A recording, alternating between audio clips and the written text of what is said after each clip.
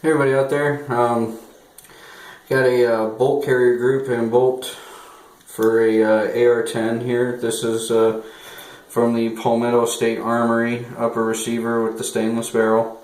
Came in as a kit and did a little research on the internet, and before my girlfriend put the weapon together, this is her gun actually, she did this all herself. But once it was all put together, we figured out we had the same exact problem that I've been reading up on the internet with different reviews of this particular weapons kit.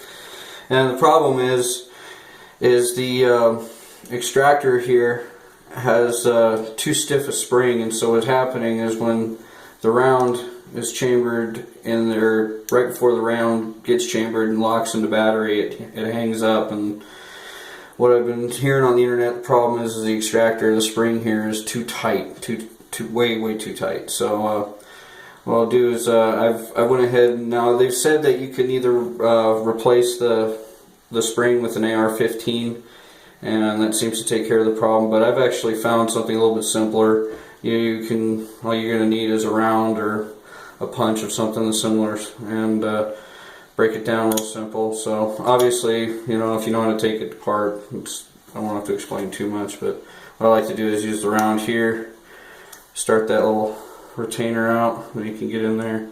And it doesn't really scratch up your bolt carrier because this is a much softer metal than the bolt carrier itself. So breakdown is real simple, just like anything else. Now, the first thing I noticed was how difficult, normally with your AR-15s, this retaining pin right here for the extractor, there's one in there if you can see that. That little guy right there. Normally it's not too difficult to get out. The first thing I noticed right off the bat was it was an absolute pain in the butt. So what you can use here, you don't want to hammer it because this is our firing pin, and you should just be able to push it in, basically apply a little bit of pressure on the back side of the extractor here and stab this through, and it should push the pin right out. But as you can see, it's really tough, and it shouldn't be. There. So there, pushed it out. Make sure we didn't damage this. We did not. And here's this spring here. Now, first thing I noticed is they have two O-rings here. When I did it, I have since already done this modification and then put it back together to show you for demonstrative purposes. But I'm not sure if the camera's detailed enough, but as you can see, there's two O-rings here, and then there's a tiny spring within the outer spring here. And basically, to get the progressive rate down or make it an easier compressible spring, I just use the firing pin here, and you can see there's a tiny recess here. You just push it in and then start wiggling it out just like that. You can see it start to walk out of there, and then you can just grab it with your fingers and pull it out. Boom.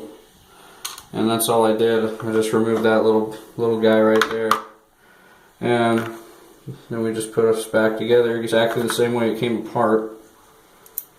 It's really not all that difficult. But what you will notice is how much easier the pin goes back in. You can just use your fingers, which essentially is all you need to take it apart too, but when it was under that kind of spring pressure,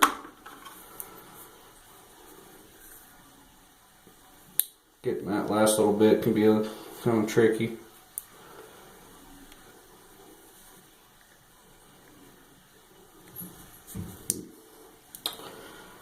Let's see here.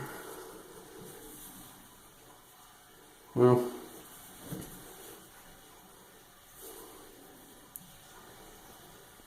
this is a lot easier if you have a vise or something, but you shouldn't need it. It's designed to take down in the field using nothing but basic stuff. There we go. And once you get it in there, you just push it. Try to center it between there. You don't want it protruding on either side here because it'll dinging up your bolt carrier, cause stoppage issues, all kinds of stuff.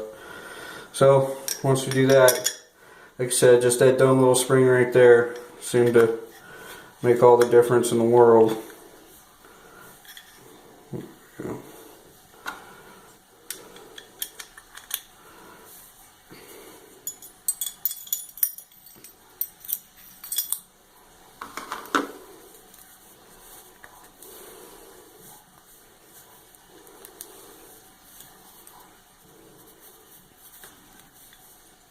There we go. So yeah, I'll go ahead and throw this back in the upper, and we'll show you that it chambers just fine.